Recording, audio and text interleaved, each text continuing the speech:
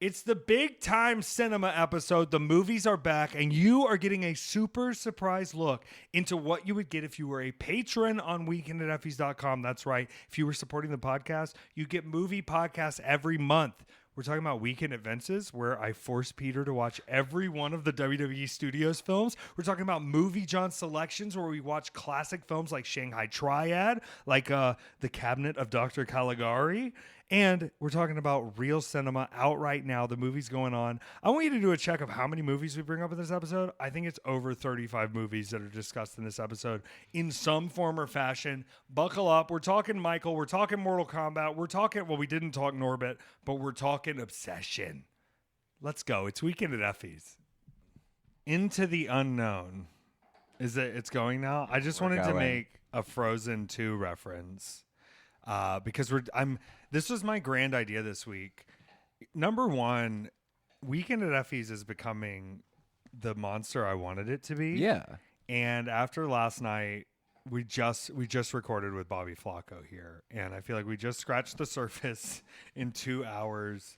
And I know he has so much crazy stuff in there, but a lot of our new listeners coming in from doing these interviews with people that are, from my realm and that I know, but I'm learning so much about that's like just even more than them as wrestlers.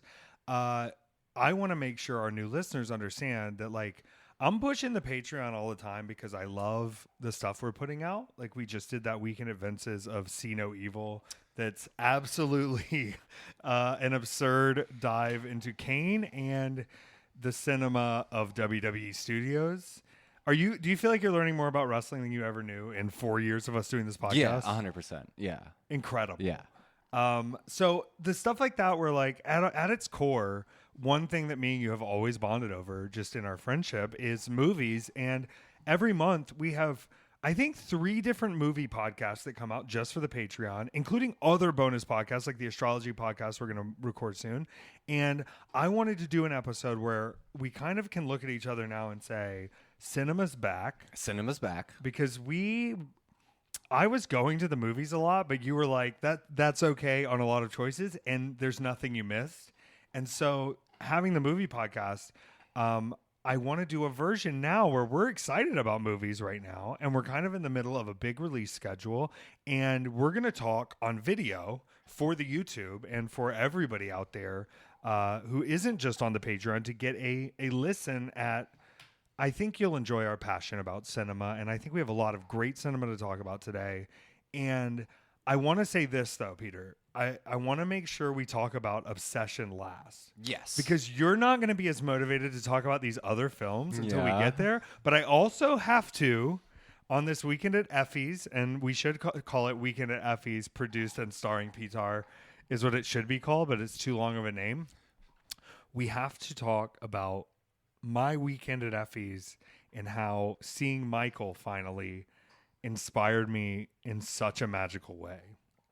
Peter, I don't know if you remember when we were talking about Michael and me wanting to see Michael, which is it's about Michael Jackson. Now, someone presented to me this weekend, and I wish I could remember who it was. They said Michael 2 and 3 should just be the other Michaels. So you do Mike Tyson, Mike Jordan, Mike Jackson, and it's an unofficial trio of the Michaels, like the Michaels. Right? It's genius. It's genius. And then you don't have to deal with it. It may have been NWA champion Silas Mason who was presenting that. And then, because it's still the family producing all of these, you just make those other 2 look worse than Michael. Right. And they're continuing to do the purpose of this, which is to wash the image. So that we do have to talk about that. I did end up in a very strange position where my flights got moved around going to Pittsburgh for 880 this week on Thursday. So I ended up in Washington, D.C. for 5 hours. And what a cursed place to have to spend 5 hours. Okay. Typically, I would agree with you. But I'm going to tell you something, Peter. I got off the plane at DCA with my dreams and a backpack of toys of myself. And I said, I'm going to see what's playing. And Obsession had just come out. And I was trying to get in there because Junie Underwood actually saw it the night before. And he was like, they went to the special Wednesday night screening, him and his girlfriend, his wife. And they were like, you have to, it's crazy. And I was like, I really want to, but it wasn't until like 1:45. But Michael was playing at 11:45. Yeah. I could go. Now, shout out LaToya Jackson. Are you familiar with Michael's sister Latoya, the only sister featured in the movie, as Janet and Rebby were As not far as we involved. know, the only sister. The only sister. There's actually 4. I don't know. Latoya gave me this private screening in DC. I got on the train at the airport. I rode 5 stations for $280 using my tap to pay, and I went to the AMC theater. I love the DC trains. It's incredible. I love them. And having the train to be like, oh, I'm going to walk 4 minutes from the train station and then get back on the train, ride 15 minutes and be at the airport. Really incredible stuff. She's just getting in that marrow over there. So Latoya did hook up a private screening for me in DC. Thank you so much to Latoya Jackson. I just watched that bit you did with RuPaul. And I got to tell you, That's know who our airport's named after, right? Hartsfield. yeah, Jackson? Hartsfield Latoya Jackson. No, that's Maynard Jackson, and it's the Maynard Jackson Airport. Mr. Hartsfield, you have no place in my heart. Let me just say that. There's no field for your heart, Mr. Hartsfield. It's Maynard Jackson International Airport in Atlanta. You can call it ATL. You can call it Jackson Airport. I got a private screening of Michael, and I had mentioned what would movie Michael Jackson do? You know, it's a big thing that we brought up on the podcast. Yeah. I agree with my sentiment from that. I know that the version shown isn't the real Michael Jackson, but the way they set this movie up, Peter, it was like prehensively setting up, like, we know there's some controversy that's going to come up if we make the second one. Let's make sure you really know he's a little bit maybe neurodivergent, and he's a little bit sensitive, and his childhood was taken from him, and he loves helping the children. He did like a good guy Jimmy Savile after he got out of the burn unit during the story time in his life when he met Dave, who many people thought was Michael Jackson. And so there's just like a montage of him healing the kid. Jimmy Savile, you can't say like a that. good guy version No, of you like, can't say that. because Jimmy Savile was doing it for selfish reasons, to meet children to abuse, and Michael would never. Yeah. Movie Michael would Do never. Americans know about him, Jimmy Well, Savile? they must know a little bit now, but I don't know if my version of Michael Jackson doesn't know about Jimmy Savile. Yeah. And it's Savile, but no, it's not. It's Savile. It's the barber of Seville. It's Jimmy Savile. I'm not saying Savile. That's, y'all should have known right then that his name is Jimmy Savile. Yeah, dude, don't let that guy near anybody, child, man, or woman alike. Yeah. So Michael Jackson's perfect. He is really affirming of his belief, and people don't believe in him. People want to shadow him. And this whole movie is him finally getting out of Joe Jackson's thumb and, you know, believing in himself. And there's a scene where, you know, he's talking to Miles Teller, who plays the lawyer. And here's the future of biopics. The lawyers are cool guys that hang out and help him create art. Yeah. And they're not just lawyers because they're the only ones left over and they wrote themselves in. Historical reference, the real deal MJ fired this guy. There was maybe like 10, 20 years in between them working together. There was a very long time that he had fired him. And then a month before he died, he was brought back into the circle. The timing doesn't look good for this guy, but he's involved in and honestly, in the movie, great guy, helpful, believes in Michael. Michael says, "That's my guy," and hot. Yes, so he's so hot, but they still put facial prosthetics on Miles Teller, which is so weird. Okay. Did they have to do that? Did they have to do it? Can I see what he looks like in this movie? Was that anywhere? Miles Teller. Michael. Let's see. Oh, no. No. No. That's so unfortunate. That is so...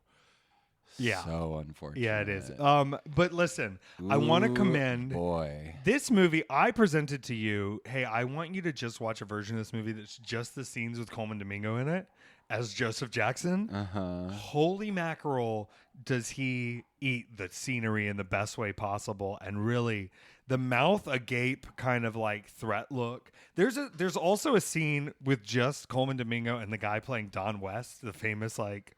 He was a boxing promoter, but I guess he helped with the Jackson Victory Tour that they show. And it is one of the funniest acted scenes I've ever seen.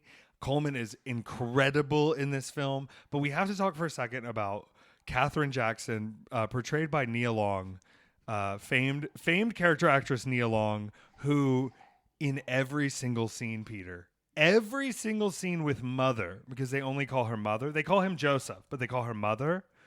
Who else had a dad named Joseph? Peter. Think about that.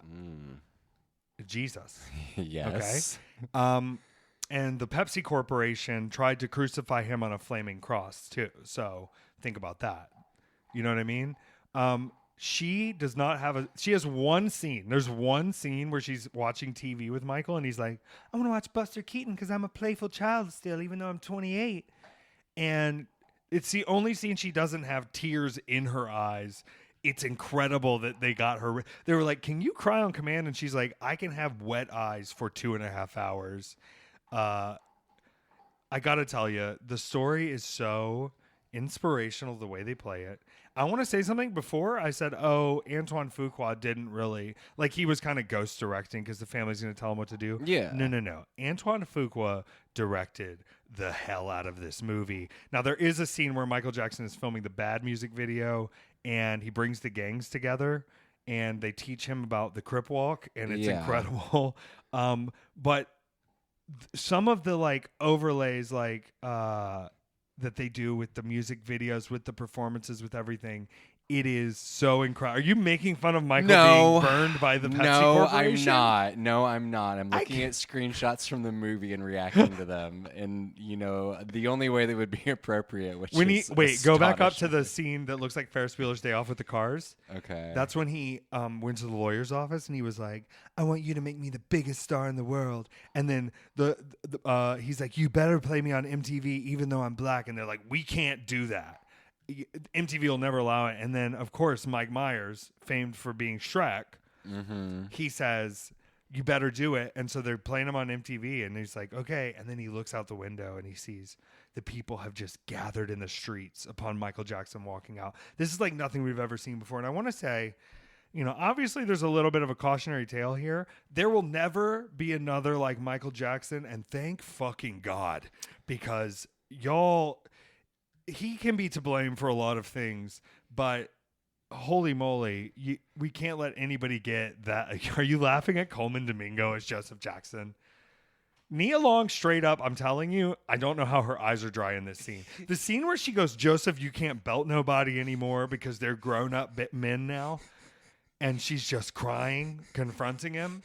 And then the scene where she's like, you better start believing in Michael, crying, confronting him. And then the scene where she's like, Michael, you can do it. You have to confront him. And she's crying. It was one of the best things I've ever witnessed. It exists to me separate from Michael Jackson, the person. And I got to say, before we get off the subject, I did watch the Lifetime original movie, Michael Jackson Searching for Neverland, starring famed Michael Jackson impersonator, I say famed loosely, Navi, who's from Trinidad and just so happens to have a lot of the same skin conditions as Michael, and that's why he looks that way, where he sometimes has a British accent. And this is just about the last 2 years of how hard Michael had it, told from the perspective of his bodyguards at the time. And the bodyguards in this are great, but Navi as Michael Jackson is as ridiculous as it is. And I got to tell you, we... probably for very good reason, we're not very nice to Michael in those last few years, and we had created a monster. Nobody wants to see Michael no more. They want Thriller with chopped liver. Well, if you want Thriller, this is what I'll give you. A little bit of Navi dying of Dr. Conrad Thompson's magic mix of medication. It's great. It is not good.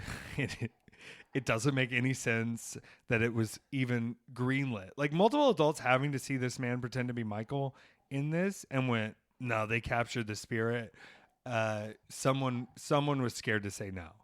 Do you know why Blanket goes by BG now? I don't know. I'm genuinely. No, I mean, I wouldn't go by Blanket. Blanket, Paris, Prince, come on. Just BJ? BG. B-I-G-I. Like BG Jackson. I think it's a G. G? BG Jackson. BG Jackson. Prince Michael Jackson II. His brother, Prince Michael Jackson I. I do want to say, if people are talking about who's better, Michael, Prince didn't name his children Michael, if that gives you anything. Look at these. Their mothers are black. That's what Michael said. But Michael was a prankster and a jokester. And I do have to point out my favorite scene in the whole movie which is Michael won't leave his family's home, even though he's being pressured to do things he doesn't want to keep funding the Jackson family tours. And a big truck shows up and he invites the whole family outside, and we are revealed that Bubbles, the chimpanzee, has now entered Michael's life. And Joseph Jackson, the brothers are like, "You're so silly, Michael." And Joseph Jackson says, "Aren't those chimpanzees kind of mean and crazy?" And Michael says, "They're sweet and they love you as long as you're sweet to them. But if you're mean or you threaten them, then they know to attack." And then the monkey, Bubbles, who's still alive, shout out Bubbles, he survived all of this, hisses at Joseph Jackson as a bit of a foreshadowing of what's to come, as Michael Jackson takes his final chance on the victory tour to fire Joe Jackson for good and be done with the Jackson 5.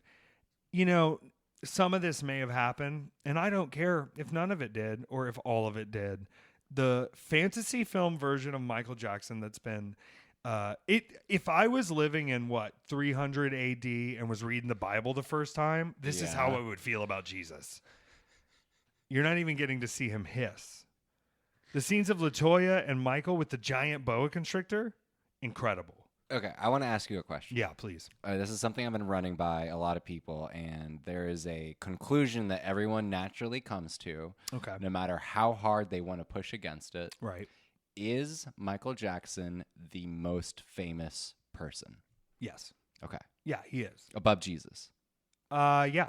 Okay. Yeah. There we go. Above Jesus as like meme knowledgeability. That is a hurdle for a lot of folks.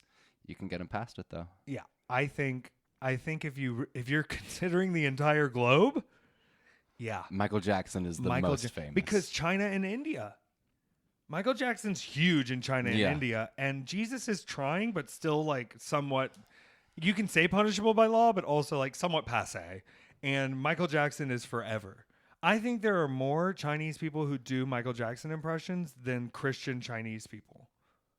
Oh, easy. So easy, I'm just like, if we're being a global society here, in America, maybe they would lie to you and be like, but it's Michael. And then you can get them there. Yeah, you can get them there. Michael's the most I've famous been doing it person to customers in the store. I've been doing it to all my coworkers. Yeah. I've gotten everybody on board with this. Yeah, even someone like The Weeknd, where they asked him, they were like, "You technically have more monthly listeners than Michael Jackson," and he's like, "Yeah, but that's me right now in this year span of tiny time. Michael Jackson's been doing that for 40 years, and I'm only ever going to get comparisons to Michael. No one's ever going to be like, this person sounds like The Weeknd without the reference of Michael Jackson through the line of it." Right. And also, they really made it sound like he came up with falsetto in this movie, and it's pretty incredible. Like he was the first man ever. It's really good. And then there's a scene where they're like, "Michael, you can't dance in the booth while you're recording. It's hard to catch the sound." And then he just keeps dancing in the booth, and it's like, he just can't help himself. He's going to have to dance and sing. And they really just... I don't know. There's so much that they highlight that seems like a pretense to something bad that's going to happen that doesn't happen. No, not yet. But then it says his story will continue. I do have fondness for movies that just, with us knowing how to watch movies, understanding the language of cinema, and then watching a movie and going, you're doing it wrong because you're leading up to stuff that isn't going to lead up to anything. Yeah, that's why they're like, oh, of course they're making the second one. They're doing it. I think this thing's going to sit in production hell forever and ever. I do not think a second movie can reasonably be made. I will say this. This is in defense of not the Jackson family. What does that mean? In prosecution of the Jackson family. Okay. And Jafar, I hope this doesn't happen to you. I cannot see them dyeing Jafar's skin for the next movies. I can see them pretending Jafar has somehow miraculously genetically inherited the exact same timeline positioning, vitiligo into skin change that Jafar Jackson gets for real in real life as a cover up to the fact that they're just dyeing him white for the movie. Is that a hot take? I mean, we have the technology. And the movie will do better if he's going through a real life struggle. Yeah. And let's be real, kayfabe, the line's not there anymore. It's all real life, and Michael was the first of that. He didn't want the paparazzi there, but they found him every time. And the Jackson family knows they'll find him. And Jafar, I hope that doctors can help with your impending skin condition as the second Michael movie begins filming, and I hope it comes out. They're not going to have the courage to do the thing that they need to do with that second movie. Oh, they'll do something. No.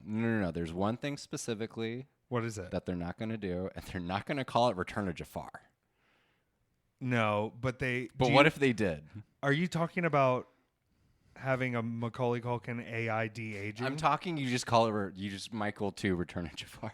Michael 2 Return of Jafar is what you call it? You think that's the big controversial will they, won't they're they? not going to do it. Will they, won't they call it? They're not going to do it. No, they're going to... You know what they're going to call it? What? Michael Begins, and then we're gonna get the Dark He, and then we'll get the Dark. What's the last one? The last Michael movie? Yeah, the King of Pop Rises. Yeah, they're gonna do like a Nolan trilogy with it. This is it as well. This is also it. This is also it. No, listen. This is it. These are the final shows, everyone. I'm saying goodbye. This is it. I'll do 2 shows in London, and we'll make enough to where they won't take Wonderland from us. Please check out Searching for Neverland. It's the worst movie. If you watch Searching for Neverland and then you go see Michael, your life could alter. But if you watch Searching for Neverland after, you're going to be confused for 2 hours. I loved it. That's all I have to say about Michael Jackson. Okay. All right. Now, we can't get to Obsession yet. We're giving people time to hear about other films. I do want to mention something because I have to mention, for as much as I'm, always telling wrestling what it's doing wrong, I got to say something. In Happy Gilmore 2, MJF crushes it.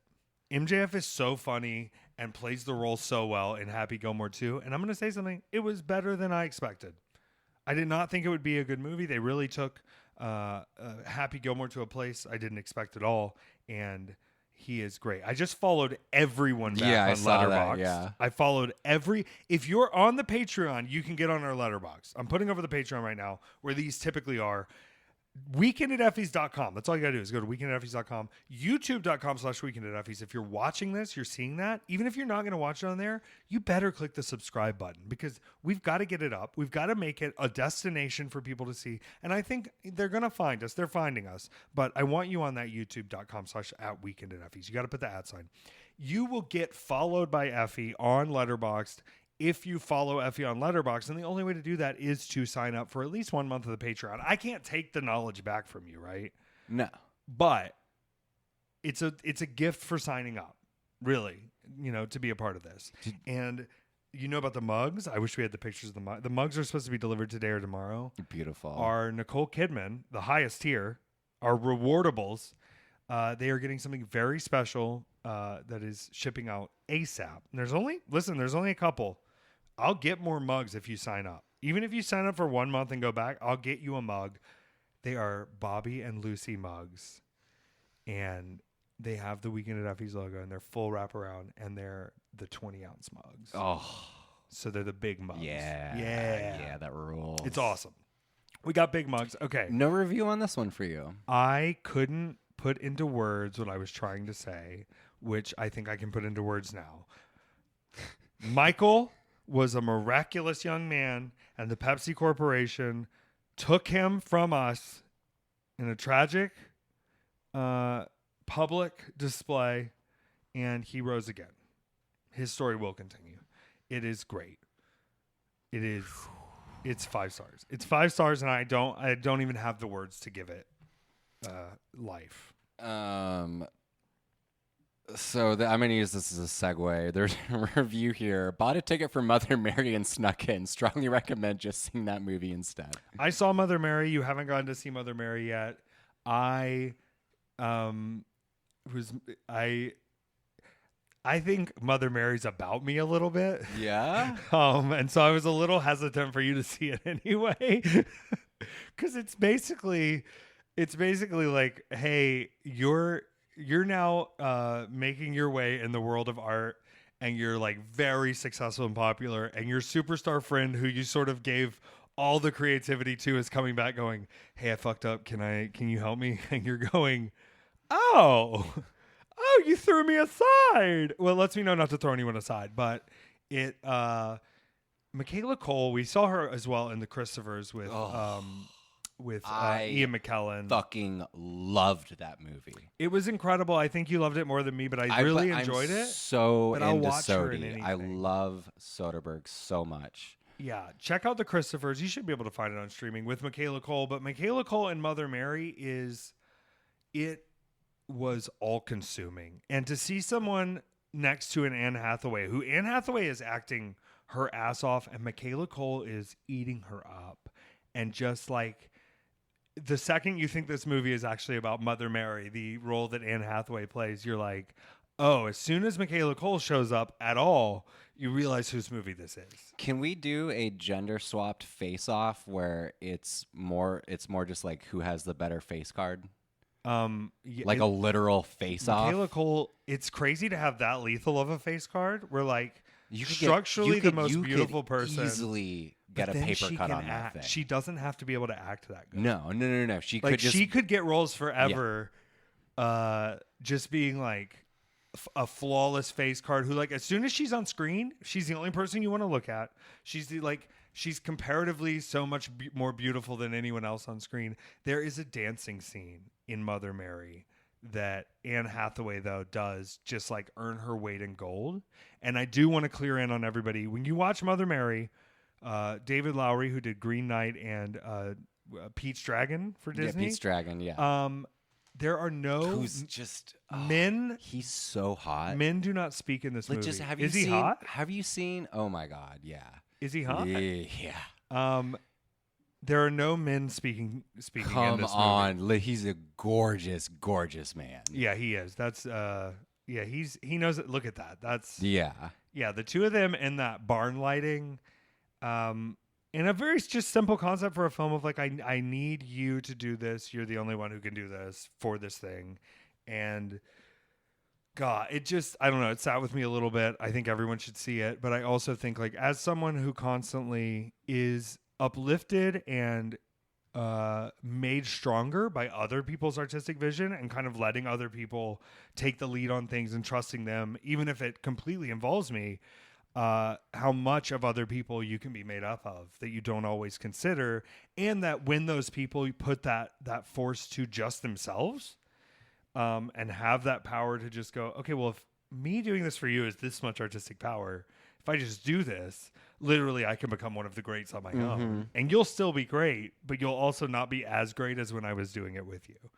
That's why I have to make sure that you continue on your art journey so that I can be involved and I won't have to come rushing back to you for the dress. It's incredible. Ooh, yeah, I'm excited to see that one.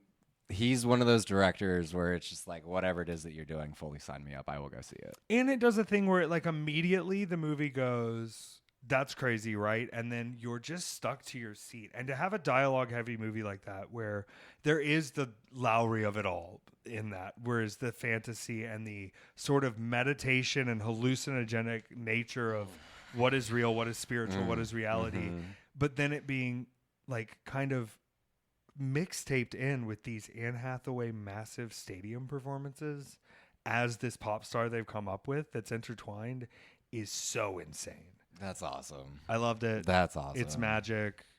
Yeah, we've got to get it. That's why I'm like, I don't think you even need to watch. Like, is somebody not going to show this? If we do the private rental of a theater, can we pick the movie? Yeah. Oh. I'm pretty sure, right? Are we allowed to invite our friends? I don't think we have to bring our own copy of the movie, right? I can send an MP4. Perfect. Yeah. I mean, I was looking at it's actually not that expensive to rent the plaza out. Really? Yeah. Let's run an event there. It's like a couple grand for the entire thing. Well, and then you can do the smaller theaters for like a couple $100 here and there. Yeah, I think we can get some people to come watch and movies then do like us. the full concessions, everything. Like they have a whole like detailed out. Like they want people to come rent their shit and show and host there. big events. Yeah. So just like Josh Brolin, I can go rent out and host my event at the Plaza. They're doing because they do that's where we saw People's Joker, and they've been really good at putting a lot of the really in who is the I saw the TV Glow director, Jane Schoenberg. Whose new movie is supposed to be Jane incredible. Schoenberg. She just did the one with Gillian Anderson and from Hacks. What is her name? Why am I? Oh, let's see. I really want you to get sucked into Hacks. I'm getting back into TV a little bit. So good. We're getting a lot of these Teenage Sex and Death at Camp Miasma coming out soon. Jane Schoenberg and Hannah Einbender. There you go. And the premise of this thing sounds nuts, but they're getting that at the Plaza. You're saying? No, I was just the incredible run, or I guess like the cultural switch where it's all these really interesting I guess you could call them like art movies or indie movies made by trans creators. Yeah. Their spotlight, like they're doing Castration movie, like all the parts over the course of this weekend. This is like currently happening now.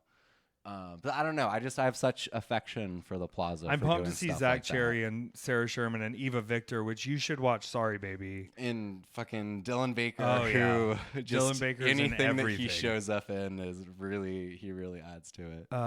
Go back to Eva Victor. You never saw Sorry, Baby? Nobody did. Nobody saw Sorry, Baby. I never saw Sorry, Baby. Sorry, Baby rules. Was that the second line? Eva Victor. Yeah, this is with Naomi Aki showing up a little later. Lucas Hedges is great in that too, but it's her show. Oh, fucking John Carroll Lynch. And there's a scene where she eats a sandwich with John Carroll Lynch, and that's another person I will watch in literally anything. It's like he's in basically like one scene in Sorry Baby, and it ties the whole thing together. You know what I like? It's like I don't know. This for her to pull. I just love how many filmmakers and actors and things we're seeing that are like, hey, I'm just going to do this. And then seeing Kristen Stewart sort of be like, I never want to talk to a studio person again. I will use the next movie to fund the next movie. I will not ask permission. I will shoot everything how I want on the street, and I will make it happen. I'm not going through permit conductor. I'm done. I can do this. And I hope that kind of punk rock of it all of like, yeah, like nobody saw Sorry Baby, but if you did, nobody who saw it was like, oh, well, I wish it had a bigger budget and more cinematography, when she just like made this happen and knew exactly how she could get it across. I don't know. It's great. You should lock in. I'm excited about women filmmakers right now. And she lays it all out there. People that are willing to lay it all out there. Ooh, 4 stars from David Elric means that it's like a masterpiece. Yeah, it's incredible. Because he rates everything like 2 stars.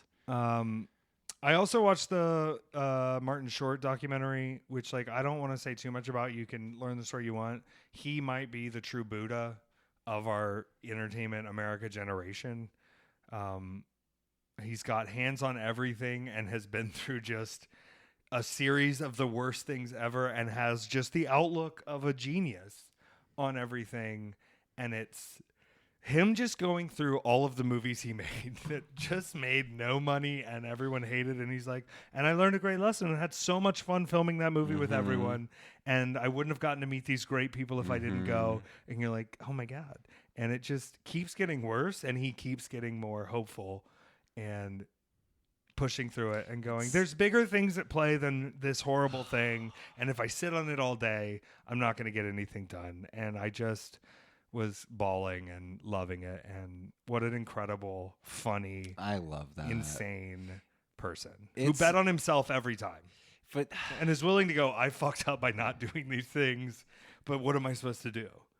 I just gotta go. I just gotta keep going. That's incredible. And that makes the Jiminy Glick stuff so much funnier that he is like genuinely a really kind human being. But also, like, was so aware of the system that he could create this character that is you run into this versions of this guy all the way. And he was based after a real, Jiminy Glick was based after a real interviewer. That I'm sure. That it came together, but it's still like his own full creation of just like, why am I at this press junket? This person knows nothing about me. Why is it all about that? Why am I here? And making that situation for all his famous friends, and the like background footage of Tom Hanks and Steven Spielberg and all their families, like Steve Martin and all their families just hanging out during the summers on boats like regular people, it makes me think that Tom Hanks less of a clone. Yeah. You know? Yeah. Because there's, it's... Look, I don't like that they added a brother. What? He's always been there. It's not true. He's always been there. Who do you think was voicing? It is not true. I do might not believe be true. it. They may have made up the brother. What's Tom Hanks' brother? Are we going to talk about Norbit? It's not. All right, we can. Jim Hanks is a regular guy. I didn't finish it. I didn't go back and watch it. Yeah, it was very assumptive. All right, we don't need to talk about Norbit then. You want to talk about Jim Hanks some more? I mean, Jim Hanks is an attractive individual and gets a lot of money off of voicing Woody on stuff that Tom Hanks doesn't have time for, which is a great role to have. Where they're like, really hey, great. Tom, could you come voice the PS3 video game version of Woody? And he's like, my brother sounds just like me. Why does he look like Howie Mandel? Because every guy above the age of 60 who shaves his head and has a goatee looks like Howie Mandel. Howie Mandel's addicted to kratom and doesn't know it. Oh, no. He started drinking those feel-free drinks that are the 7-OH, like the hydroxy, like the fucking perk of kratom shit, and is just like hawking all of that stuff on his podcast. You think he doesn't know how deep he is? Or do you think he's really drinking it, or he's like, we can just sell opioid like alternatives to people? It looked like he was drinking it. Hey, Howie, I used to see your comedy club in Atlantic City when I would wrestle there. And if you're getting addicted to kratom, I got a lot of contacts of people that can help you. We've had a lot of friends get clean, get dry off of this stuff. It's very addictive. We don't want you getting hurt out there. We'll hook you up with our friend Bobby Flacco. According to him, all you need to do to beat an addiction is go to the jungle for a year. Yeah, just go down into the jungle. Well, that's the problem is Howie Mandel's, he's got like germophobia.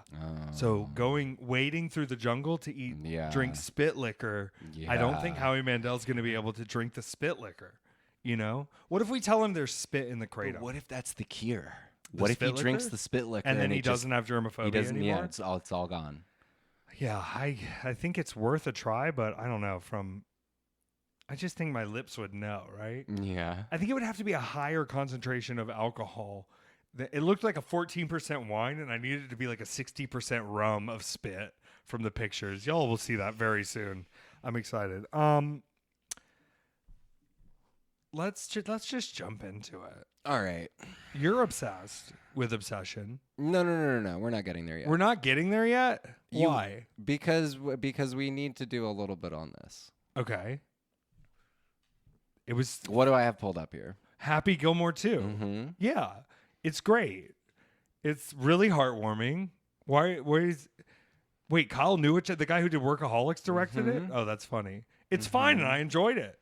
I can't rate it up like a film, but is it Hubie Halloween good? No, Hubie Halloween's a better movie. Okay. Because Hubie Halloween is an original character, and Hubie Halloween, is once a year. But Happy Gilmore 2, I think seeing him have everything taken from him, and I won't spoil too much, and then getting some of those, like your Ben Marshalls and who's the girl? I know Eric Andre, but there's 3 young comedians. Well, the problem is that this movie has literally everyone in it. Yeah. Including every golfer as well. Yeah, all the real golfers. Podcast The Ride was talking about this movie, and they were like, yeah, we're in there too. And, actually the entire world was in this movie. Everyone got their Lynch own is cameo. in it too. They're still shooting it now because they had to fit everyone's cameo. Eminem does show up. Robert Smigel shows up, of course. All right. Post Malone. Yeah, he's in it for sure. I will Maxwell Jacob Freeman. Yeah, I gave him his props. He was funny as hell as one of Gilmore's kids. John Daly, Bad Bunny, Haley Joel Osment. Jackie Sandler. She got in there. Yeah, Benny Safdie plays the villain. That's funny. In this and the Mario movie. Well, it's Nick Swartzen. All right. Yeah, of course. I do love that he's the only guy who hires Rob Schneider. He is just the Sandler loves his friends. Yeah, and he doesn't, there's a story that he's been opening up for him with the whatever last stand-up tour he was doing. And they all get boo the shit out of him. And they all boo the shit out of him. And then Sandler literally comes on as the voice of God over the microphone and goes, "All right, buddy, that's enough." And then he comes out and does his show. That's awesome. Guy Fieri's in it. Kid Cudi, of course. The second movie he's played a federal agent in. Okay. What was the first movie he played a federal agent in? Sonic 3. Sonic 3 and Knuckles. I hear those are good. I hear those are masterpieces. They're incredible. Okay. They're so good. Yeah. Sonic 4 is coming. Yeah. Yeah, the Sonic movies are not dumb. Right. They're really fun. Right. And you can tell everyone in them is having a great time. I've got to bring up Bad Bunny. Number one, Bad Bunny's already so hot to me personally. But Bad Bunny, when he's playing I'm kind of a loser, idiot caddy with this oh, I'm sorry. It's the cutest shit of my life. I'm obsessed with him and I want him to be my caddy. The scene where he looks at Bad Bunny walking next to him and he goes, "You got to bring the clubs, dude." And he's like, "Oh my God, I'm so sorry. Oh, I'm so sorry." Okay, I have to see. Yeah. So he's replacing what's his face as the caddy? Yeah, because the caddy's now a pro player against Adam Sandler. And he's in his little bow tie. Does appear to be offering him pepper? Yeah. Well, he used to work at the restaurant as a waiter, but then Travis Okay. Kelce fires him. So he has to become Happy's caddy. Yeah. That's all I got to say about that. So they nixed what's his face? No. He's back. You talking about Shooter McGavin? No, I'm not talking about Shooter McGavin. Oh. I'm talking about that guy, Alan Covert. He wasn't in it? He wasn't in it? Oh, I don't know. Maybe he Did was something in it. happen? I mean, he's in all these other Sandlers. Maybe he was busy. I mean, He was in Sandy Wexler. Remember that? the biggest thing that I know him from is, of course, Grandma's Boy. Yeah, he's doing his best. That's all we got to know is Alan Covert's doing his best out there, and he was in Murder Mystery. Maybe he just missed the recording session for this one because he had so much going on. Wedding Singer is actually one of the best. It's so good. It's Wedding really Singer good. rules. It's really, really good. All right, we can't talk about Happy Gilmore anymore. This is absurd. I feel like I'm taking crazy pills. We got our 2.5 stars for 2.5 Mandalorian and Grogu. Listen, they're saying no full frontal in Mandalorian and Grogu, I read. Well, all right. I guess we're going to see that. I don't know. I got somewhat excited seeing the Dolby pop up when we saw Obsession the other night. Yeah. Grogu. Yeah. I'm going to see it there's things I want to see in Dolby I don't want to see anywhere else. Yeah. Like Dolby Cinema is the real deal. Mm-hmm. I love an IMAX. You know what I hate?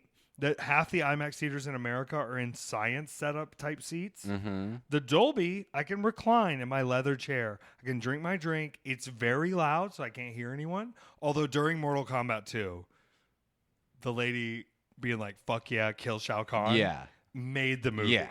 Like when people in a movie like Mortal Kombat 2 are real fired up About Mortal Kombat. So we did go see this. We did a double feature. And you were like, "Is Mortal Kombat 2 good?" And I was like, "Yeah, it really fucks." Because we'd been getting some mixed reviews on things, and you, I guess, found out from insider sources that the critics went to the wrong theater and then had to go to another theater and then were in a bad mood, so they hated Mortal Kombat 2. I didn't really like Mortal Kombat 1. It was fine.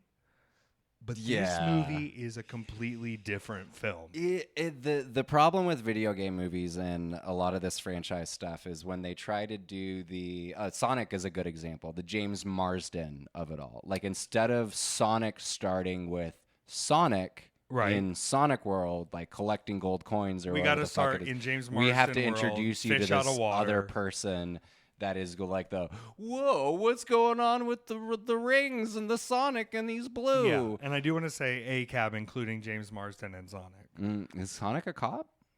No, Sonic's not, but I think James Marsden is. It the blue? Is he the boy in blue? Well, he's Boys the in boy blue? of the boy in blue, I think. But Marsden's a cop in it. I'm pretty sure Marsden's a cop. Hey Siri, is James Marsden a police officer in the Sonic films? I bet she knows. Yeah, he's a Tom Wachowski, the police officer. So yeah, Sonic is the boy in blue. Does that turn you off? He's not in the Knuckles series with Idris Elba portraying Knuckles. And that rules. I'll watch that one. The guy from New Guy is in it, or New Girl. The funny guy from New Girl. I don't think I ever met her. Not that guy, but the other. Go down. What's his name? Jake Johnson? No, Max maybe Greenfield? not. Maybe there's others. Maybe I mixed him up. Damon Wayans Jr.? No, not Damon Wayans Jr. Okay, I don't know who I'm talking about. It doesn't matter. We're gonna watch Sonic soon. It's great. But we did see Mortal Kombat. Judge Dredd, Carl Urban. Yeah. Holy mackerel. Yeah. You know, people were doubting that casting. And I gotta say, you cannot ever doubt Carl Urban. He is so consistently the material. Good. Yeah. Like, yeah. There's a version of Johnny Cage that people want other celebrities to appear as, and then there's what Johnny Cage really is, and he did the version from the video games. Do you remember when the Star Trek reboot was coming out, that J.J. Abrams won, how upset everyone was with him playing Bones? Why were they upset? Because it was like the hunk hottie whatever, the new action star is playing this like very serious, very gruff character. You know, I don't remember hearing a lot, but I was the elder state. Well, I am such a big Star Trek fan. Yeah. Next Generation so was you were mad? So important to me growing up. Well, it was just, I remember seeing everything in that movie and then being like, this is going to be a piece of shit. Like, this is not going to be good. And then I remember sitting in the theater when the first Beastie Boys drop, like needle drop happens, and just screaming with joy. Yeah. Like, I have not felt, there are certain movie moments where the elation that I have for movies just rises with whatever is happening on the screen, and that was one of those moments. It's a good movie for shoulders. Really fucking good. Think about everybody's shoulders in that movie. Everyone is just incredible in that movie.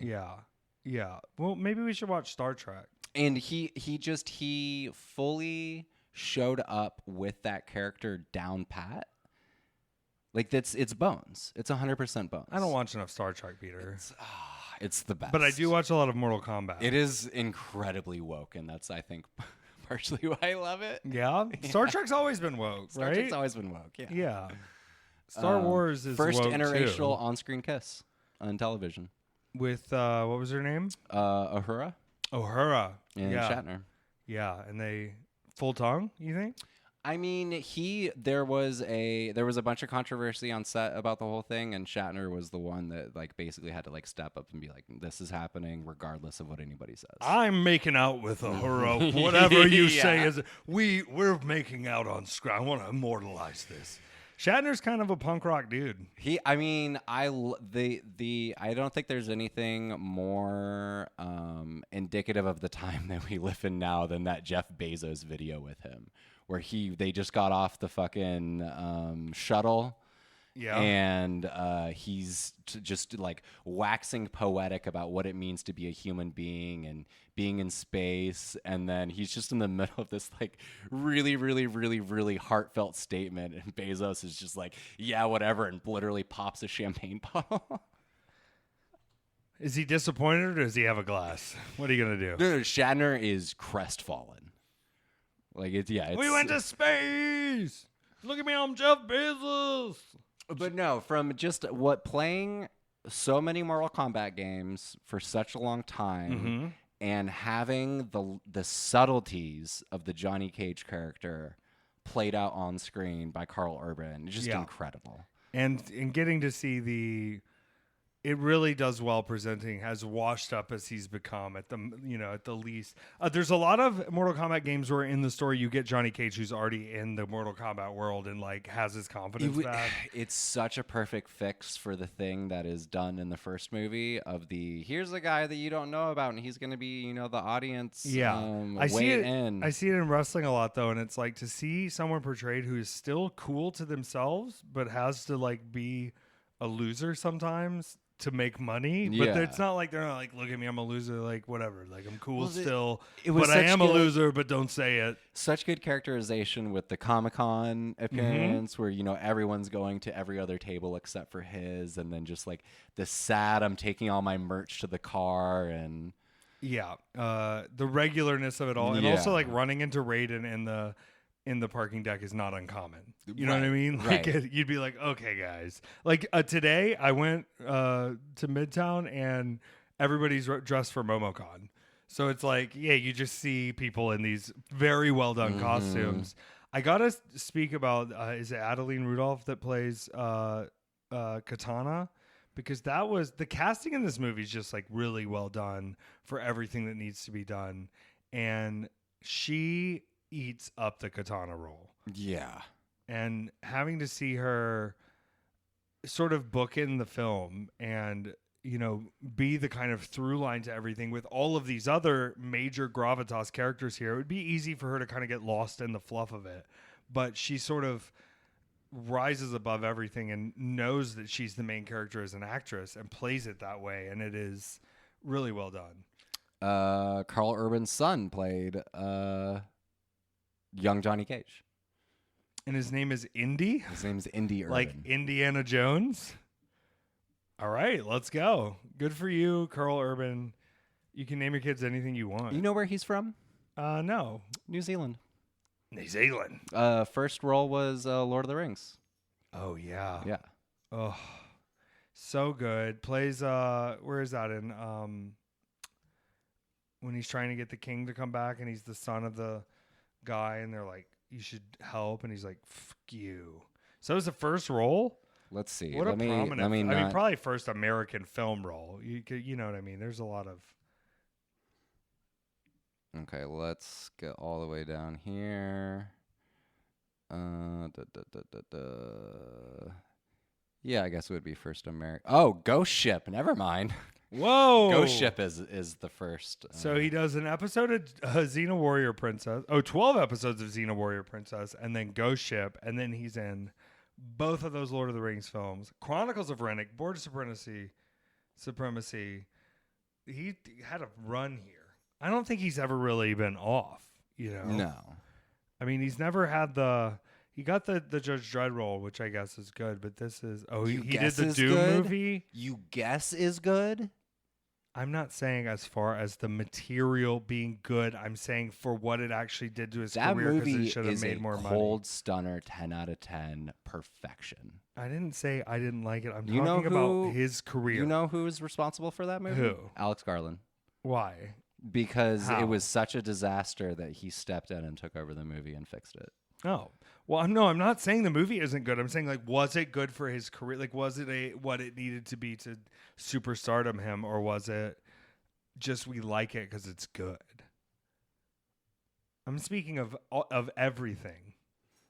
It's great. I don't know. Great I don't movie. think it hurt. He's in Pete's Dragon. Look at this. We're all tied together. Yeah, I want to give that a watch. Yeah, you got to give it a watch. It's meditative and transient and beautiful and slow rising. Are you a Boys fan? No. I've never watched it. I don't like it. I even tried to watch the first 2 seasons of The Boys. I did not like it. And then I tried to watch Gen V. I did not like it.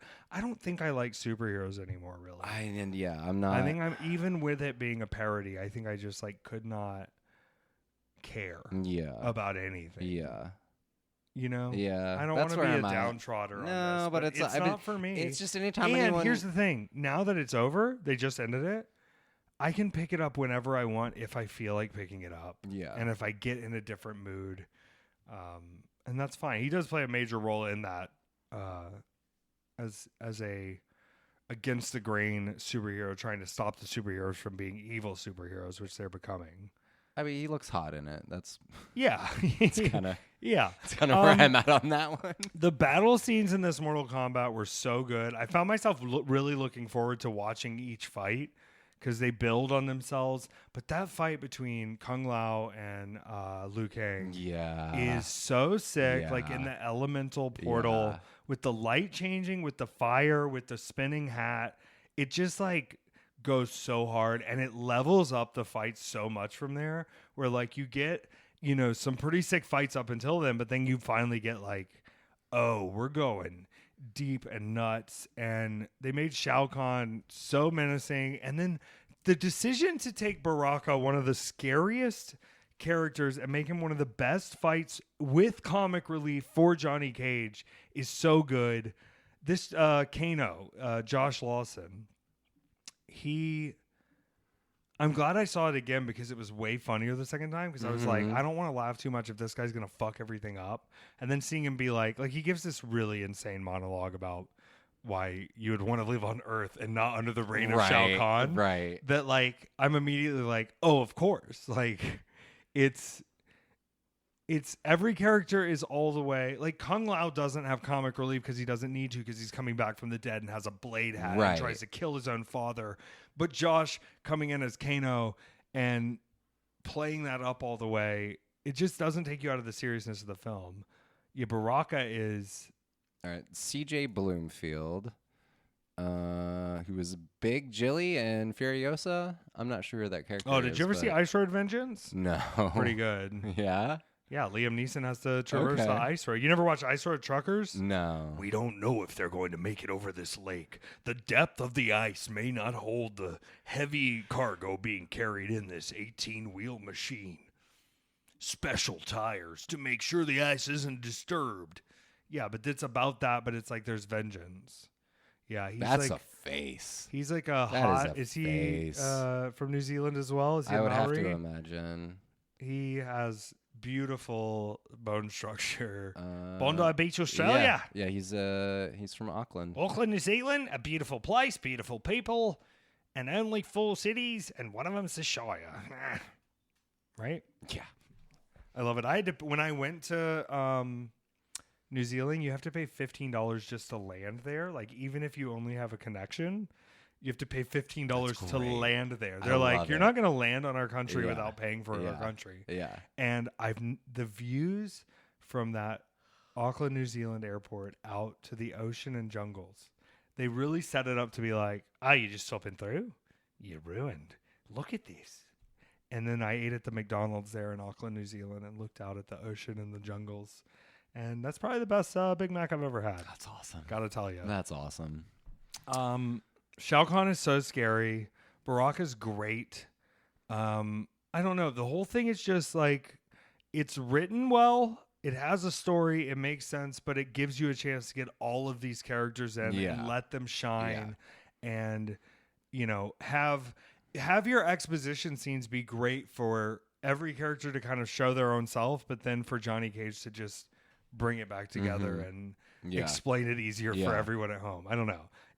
Compared to the first one felt darker. It felt way too more serious, and it didn't have Johnny Cage. And it's that's our main Earth in through the Mortal Kombat game series of there's all these characters you're going to pick, but if you're playing the storyline version, usually Johnny Cage ends up there somehow with something because he's from our place, even though you're Jax and who's the other one? Sarah? Sonya Blade. Sonya Blade. What am I talking about? Sarah. Was Melina in the first one?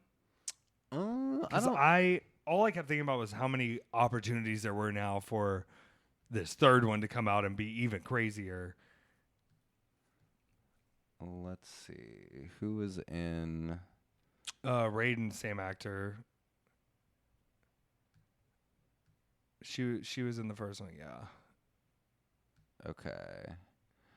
I do gotta say, killing off the character that was the entry point for the first movie in the first 20 minutes of the film was just about the best telegraph of sorry, we fixed it. Here it's you better go. Now. We're good.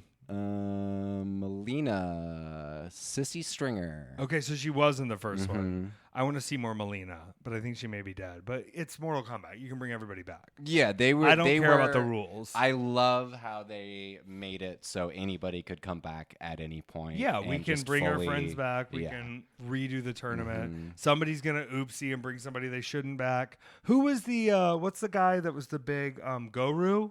We haven't had a Guru appearance yet, right? Oh, you're right. I think in the third we can bring a Guru I'm glad that we got Quan Chi in there. Yeah. Just one of the weirder Mortal Kombat and characters. Having Kano continually making fun of Quan Chi We're in the zone. So the guy that played Quan Chi in the new one was a recast from the first one. Really? Yeah, they just, I guess, like this guy so much that they threw him in there. Let me double check that. Quan Chi, so Damon Harriman was... Oh, yeah, I've seen him in stuff before. But I can see why you would... So he was Cabal in the first Mortal Kombat. Okay, and then they brought him back as Quan Chi Chi for the second one. That's great. Yeah. That's great because that's such a... I don't know. It really, every character having visual... The screen felt this like is the fucking character. Charles Manson. Oh, yeah, I can see. Yeah, look at that guy. The Mindhunter. And then he played it in Once Upon a Time in Hollywood, too, right? Didn't he do both? Let's find out. Because I know he did it more than once. There's at least two. Yeah, Yeah, they cast him as Wow, that was Manson 2019 twice. That this came out? Yeah, we're about to get the new one in That's IMAX. crazy. I'm going to have to do a rewatch on this. You think? Well, I fell asleep, and then I told everyone I didn't like it. You can't do that. I just wanted to have a contrary opinion, but I didn't really watch it. It's if I'm being completely honest, which I am. It's a meditation on your memory faulting you and creating a movie for yourself instead of what was real and what happened. I like having hot takes on Tarantino stuff. Well, I think if it pisses off Tarantino, it's awesome. Yeah. Because he doesn't like Paul Dano because Paul Dano frees Palestine, tries to free Palestine, and that makes Quentin Tarantino upset because he has a lot of extracurricular activities he wants to do in Tel Aviv. We're not allowed to say that. My boy is in this. Yeah. Who does he play? Oh, he plays Steve McQueen? That's great. It's awesome. Yeah, there's all right, before we get there. Oh no. We saw the trailer for this movie. Peter, you have fun. That I think I'm going to be day one at, and I think it's going to be really bad. Pressure. Yeah. The World War II D-Day weather movie. Yeah, I am... Andrew Scott, fire your agent. What are you doing? Yeah. You were on only an upward trajectory. And if you come to me and say, but this script really spoke to me, you need to speak to someone else. No, it didn't. There's no way. They have to decide. There's really no way this script spoke to anybody. Hey Siri, what day was D-Day? Hey Siri, what day of the week was D-Day? Yeah, I'm sick of it. It's about how they delayed D-Day for a day because the weather was bad because this guy was like, the weather's pretty bad.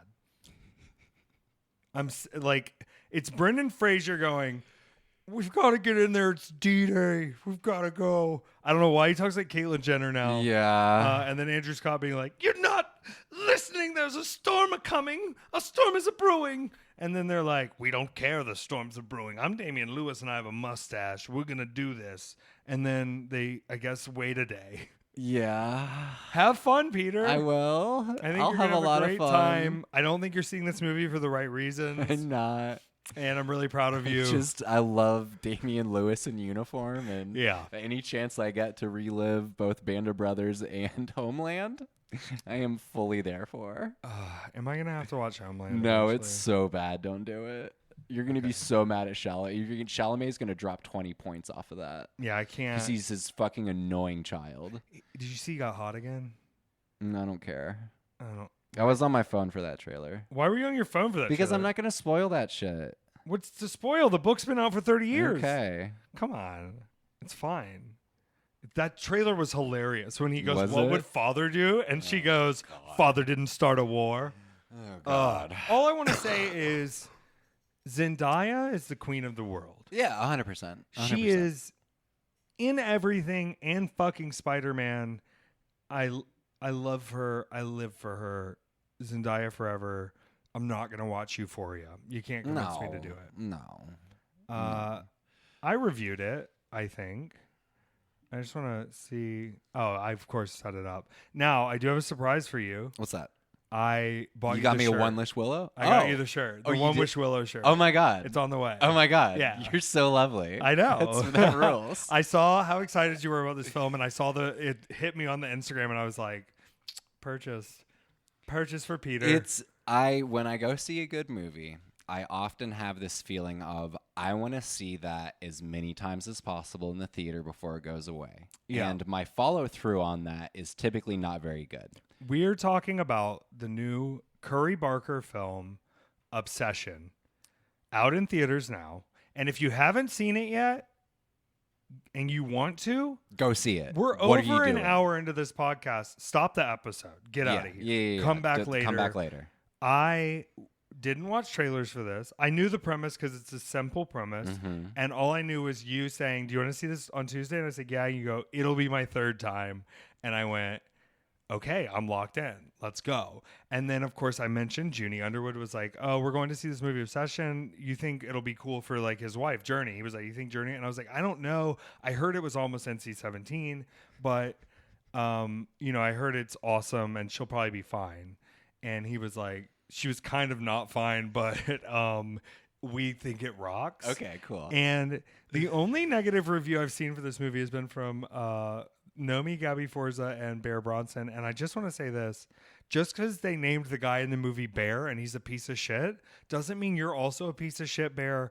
We support you, and hopefully one day you can understand that art should make you uncomfortable, because I finished this movie and all I could think was, fuck you, Peter, you fucking asshole, for making me deal with that. And then I realized that the function of art is to make me, like, if I'm sitting in a chair and there's a screen, right?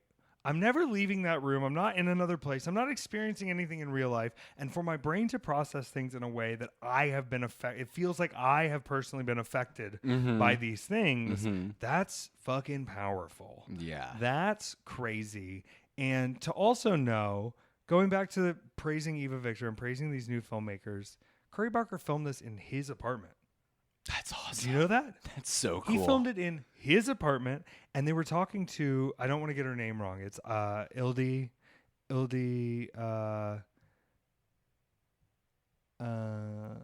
Indy Navarrete. They did not have stunt doubles, so she had to do all the stunts. And to physically train your body to do that and the way they had to set it up. Now, there's a lot of stuff I'm going to bring up, like detail-wise, that like I'm sure you're aware of, but I want to kind of like process through. Yeah. But the basic simple function of this movie is he wants to impress a girl and he's an absolute coward and he won't ask her out or make any attempt to do it. But at the woo-woo store where he's going to get her a crystal necklace, he finds a magic trick that says, one wish willow, spark in the middle and snap it and make a wish and it'll come true. And he wishes for her to love him more than anyone else in the world.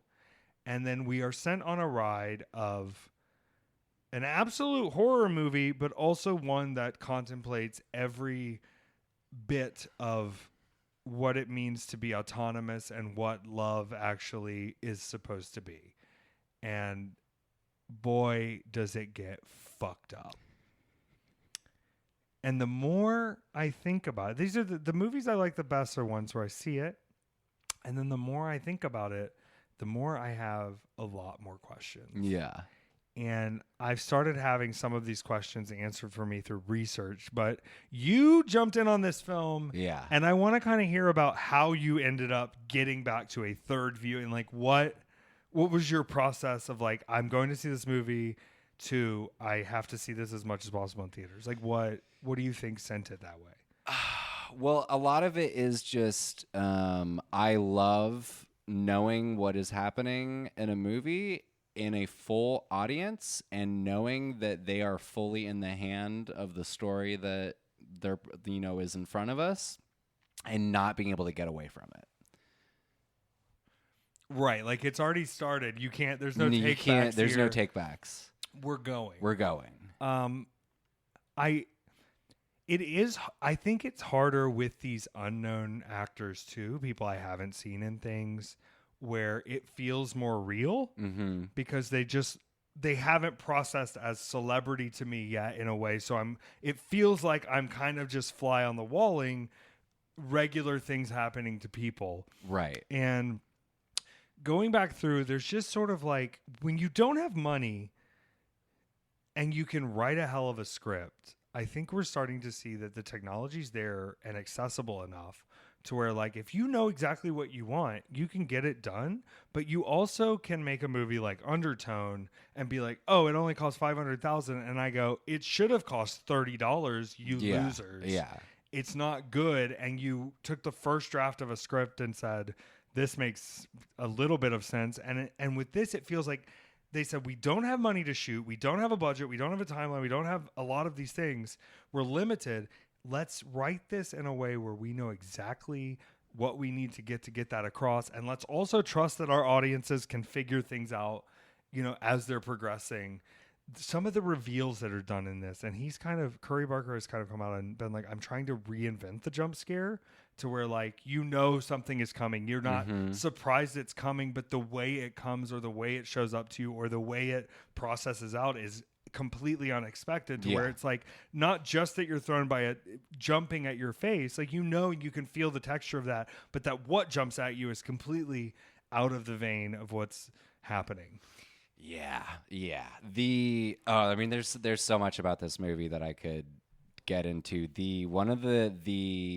Having seen it 3 times now and been able to see all of the subtleties, not only in it's perfect. It's perfectly written. Every single thing that has a payoff later in the movie is set up earlier in the movie, even down to the gun. Yeah.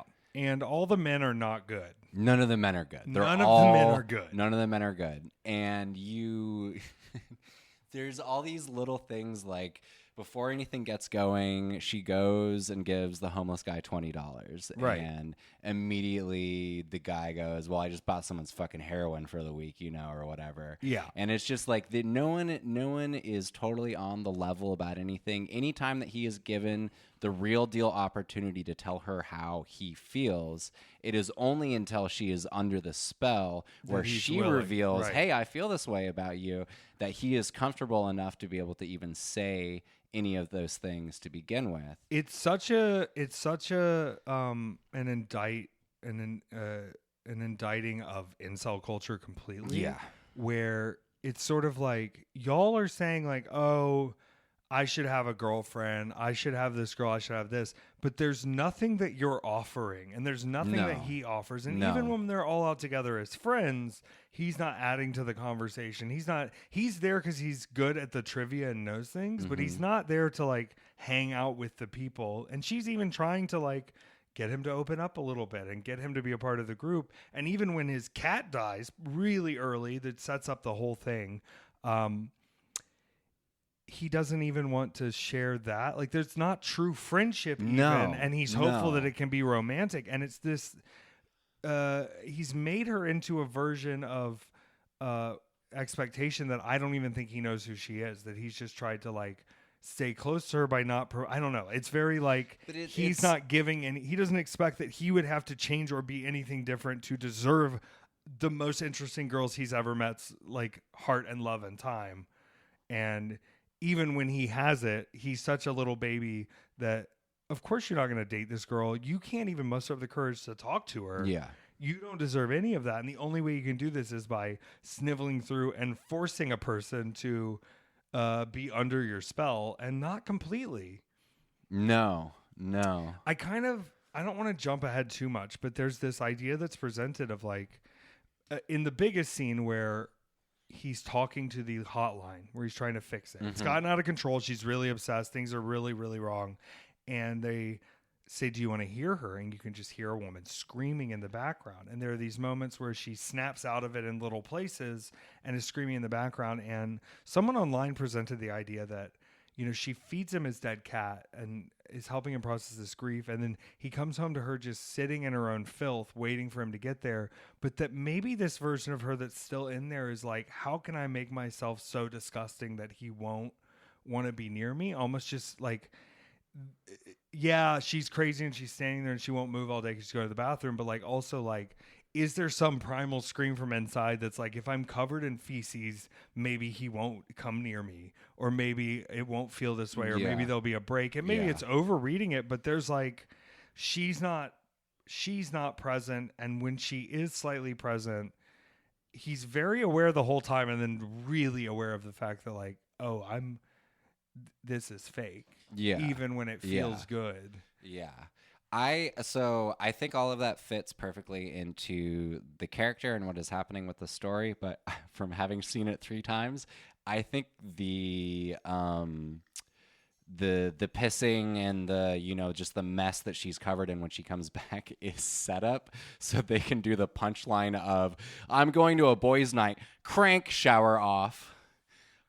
Oh yeah. Like it hits so, I mean, everyone in the theater popped at that moment.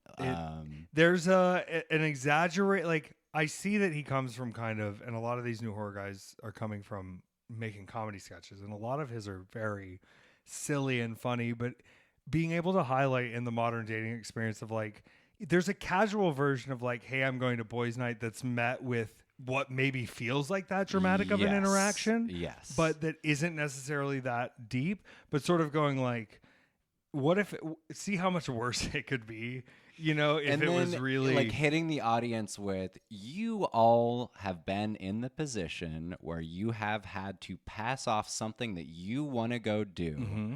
And because you're not comfortable in your relationship, that caused a problem. Now here's the, to the 10th degree version. Yeah. Y'all didn't talk this out earlier, and now it's become a big thing. Yeah. Yeah. And then them getting to the party though too, and him being like, the party. Sarah came too.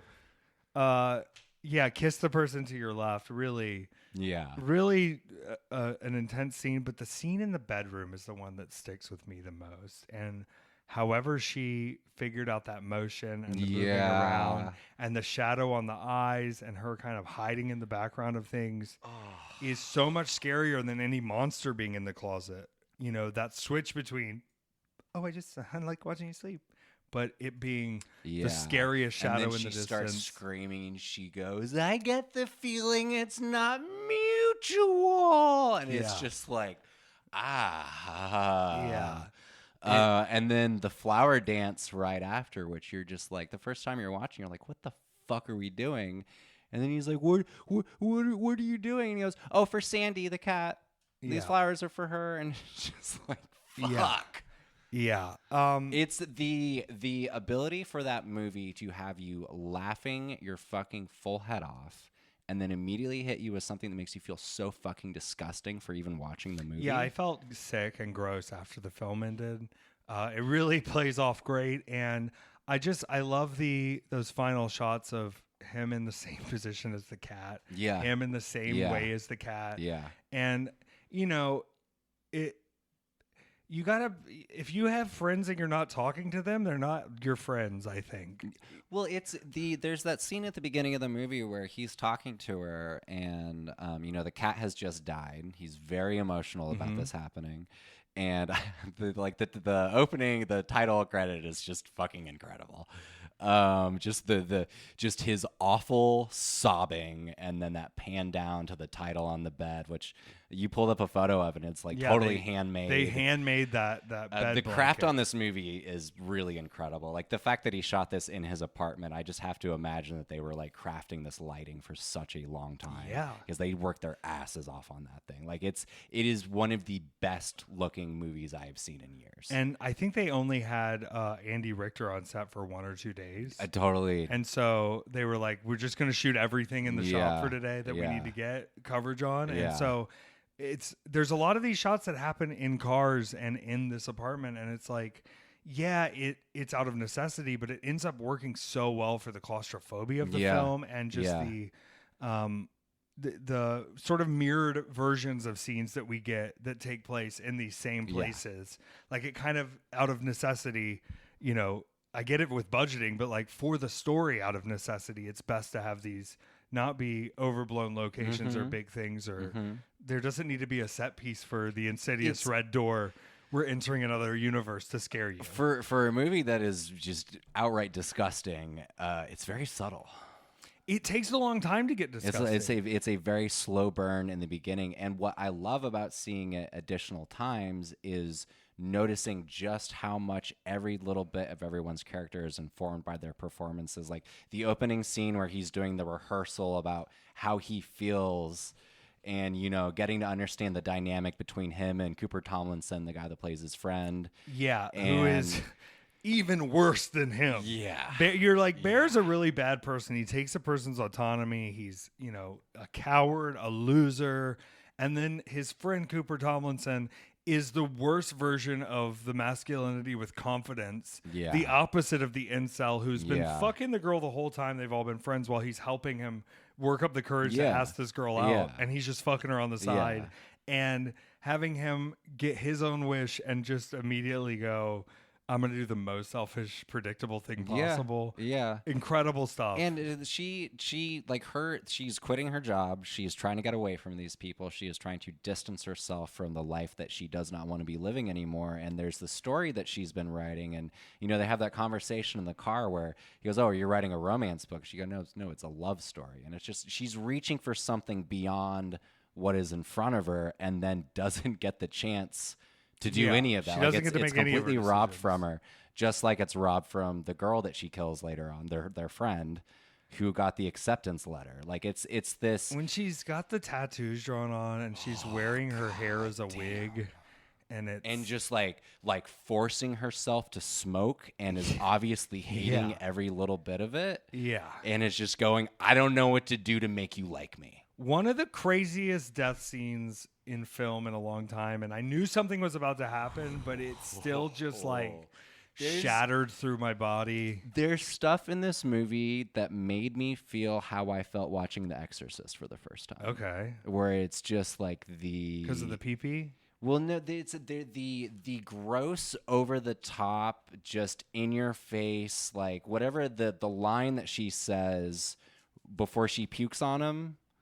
Like she shoots Cooper Tomlinson, who's coming in with the money, and then she says something about sticking the gun up her pussy, and it's just like, this is too much. Like you've taken all of this way too fucking far, and then pukes on him. It's too much. It's awesome. It's too much. It's awesome. The cut scene to I'm going to work to opening the duct tape door is one of the best reveals. Oh my God. And then he just commits to, no, I got it. And just has to get the door. There's so much that just jumps out of nowhere with this. And it really it ramps up extremely fast. It's really fun once you know what the whole deal is to just watch the performances, especially Indy Navarrete, or however you say her name. Like Indy Navarrete. Like the all of the like the monologue stuff that she does, like reading the story at the party, and I mean just fucking everything that when you get all of her personality in the beginning before she gets turned, and you fully understand the most fun girl at the party, who this person is. Yeah. And also, I think it's really interesting that, he is so distraught about the cat, he won't bring it up. It ends up coming up to the other girl who's actually interested in him and who cares way, way, way, way more about him than Nikki does. Yeah. And it's not that Nikki doesn't, she knows what her relationship is with other people. Bear doesn't. He has no idea where he's sitting with other people. He doesn't even know that his best friend has been fucking the girl that he's in love with and won't tell him. Like, he's not paying enough attention to notice all of these things. And the way that she treats him is the way that he has let other people know to treat him. Yeah, as a nothing. As a nothing. He's a nothing. He gets what he deserves. All the men do. The poor women. Leave the women alone. Leave the women alone. Sarah deserved better than all of them. I know. Good God. And poor Nikki, she now has to live with this. I was just thinking, what I was thinking at the end? I'd be so annoyed if I had to explain this to the police. I'd be so annoyed. I don't know how you would be able to. No matter what happens after that, her life is pretty much ruined. She's already used her wish. Yeah. She's already used her wish. She can't even go to the shop and... She can't even wish. She can't even wish it away. Nope. Because everybody else made her use herself for them only.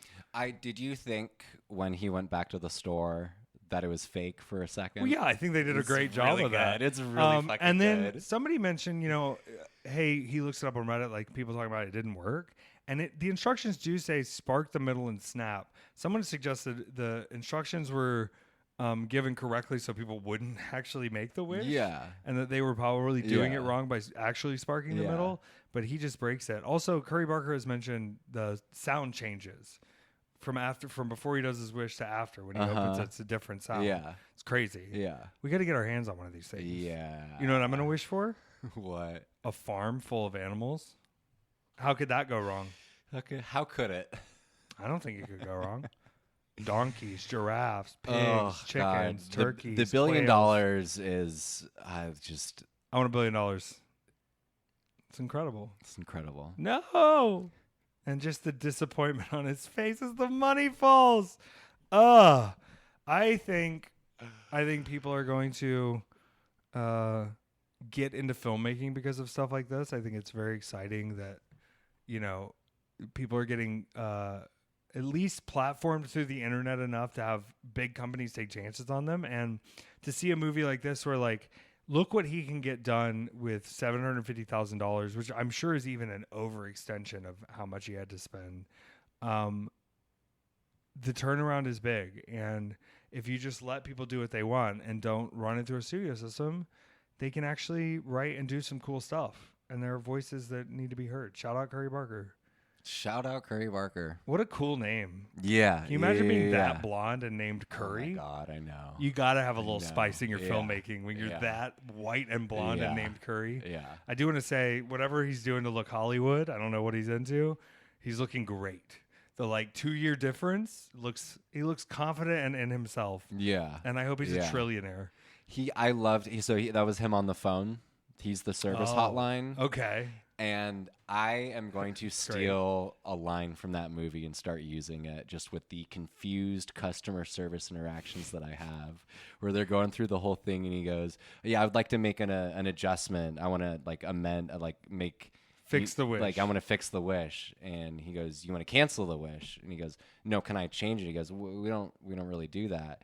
He's like, "You want a cancel request?" And he goes, "Yeah, cancel request." And he goes, "Well, that's actually not possible. That's not something that we do." And he goes, "Then why did you say?" And he goes, "I don't know, man. I was just trying to guess your intention." It's so, and then I think one of my favorite jokes in the movie is when he is opening up his lunch, which turns out to be the cat later on, which is such a fantastic scene. And he's got the Polaroid, which is there's again the little things in the movie that just turn your stomach. Where it's the photo of him, the footage the Polaroid of him sleeping. Up. Oh, I noticed that on the third one. Yeah, that at the end it's there, just him he's on sleeping. the TV. Yeah, it's him on the TV. Well, the Polaroid that's him from an up angle. Yeah, and with it's got her a heart cheesing around it, in it, and it says "you," and then it flips over to him sleeping, her taking a selfie, and it says "not me." Ooh, and it's just crazy. Oh. Not me. And then Sarah, the girl, the other girl that's there, Andy Richter's daughter, was like, "What is that?" And he goes, "Oh, inside joke." And then you go through the whole scene of them together. He realizes it's the cat. And then he just starts hurling in the trash can. And they're like, "Bear, what the fuck?" And he goes, "Your inside joke." It's really funny. It's a really funny movie. It's funny, and I hate it, but I love it. I think you should have to see it. I haven't quite been as embarrassed to come out of a movie with two human beings that I forced to go see because I brought a coworker with me. Yeah, you did. Lovely. Just being like, "All right, what did you think?" I had a visceral reaction. Both humans being like, "Yeah, go fuck yourself." Yeah. I hated it. No, but I think I want that. I want to come out feeling a type of way from a film. Yeah. I've seen plenty of films this year where I've walked out and been like, now what am I doing with the rest of my day? Mm-hmm. And not I have to readjust my brain. It's worth its weight in gold to go out and to get to sit with art and not just scroll and go, huh? You know what I mean? You have to think and you have to take it in, and you have to have opinions on it. And I was pumped when I saw somebody hated it because I was like, oh, good. Yeah. Good. It probably made you fucking sick. Yeah. It's fantastic. Weekend at Effys.com. We do this every month. We get together, we talk about movies. We have so many bonus episodes that I think you would enjoy. We want you on the Patreon, and those mugs are about to go out to the Nicole Kidman sponsors, and it's going to be incredible. It's going to be your hot tea of choice or coffee, or I don't know, maybe you want to put rum and milk in it. It's a container. You can put whatever you want. Whatever you want, and you'll get to see the two dogs smiling in the yard, and it will bring you joy, and it will support this podcast and support Weekend at Effy's. And we appreciate all of you staying on board. And we hope some new people jump in because we'd love to have you on the Patreon. You do get merch discounts too. You know about the New Gay Bullet Club? I do. Your shirt's on the way. Ooh. I got you the one in purple because I thought it was I love purple. cuter. Yeah. I thought you would like that. Yeah. So join the New Gay Bullet Club. The only way you can join, it's a real gang, is by buying a New Gay Bullet Club shirt.